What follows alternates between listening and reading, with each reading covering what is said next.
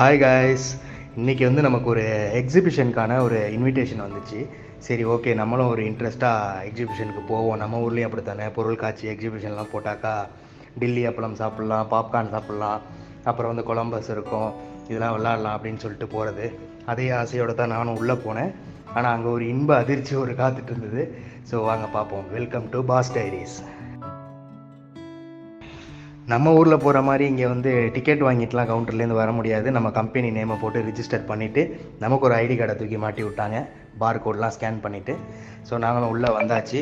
உள்ளே வந்து பார்த்தாக்கா என்ன ஒரு எக்ஸைட்மெண்ட்னா, இங்கே வந்து ஆக்சுவலாக இது ஒரு பிஸ்னஸ் ஸ்டால் மாதிரி. மோர் தென் ஒரு 50 கம்பெனிஸ் வந்து அவங்களுடைய பிஸ்னஸ் இம்ப்ரூவ்மெண்ட்காக ஒரு எக்ஸிபிஷன் நடத்திட்டு இருக்காங்க.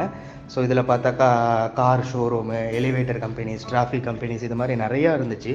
ஸோ நமக்கு இது பார்க்கும்போது கொஞ்சம் புதுசாக இருந்தது. நம்ம நினச்சி வந்த எக்ஸிபிஷன் வேறு, இங்கே நடந்துட்டு இருக்க எக்ஸிபிஷன் வேறு அப்படின்னு சொல்லிட்டு நமக்கு ஒரு புதுசாக இருந்தது.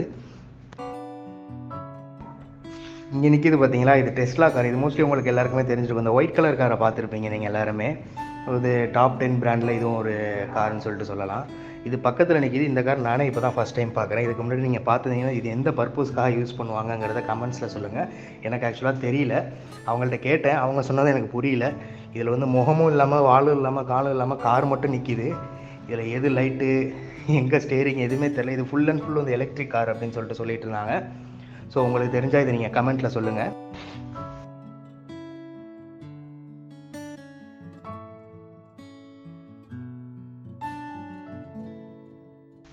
நானும் சுற்றி முற்றி பார்த்தேன். வந்ததுக்கான நோக்கம் நம்ம அப்பளத்தை சாப்பிட்டே ஆகணும்னு சொல்லிட்டு அப்பள கடை எங்கேயுமே இல்லை.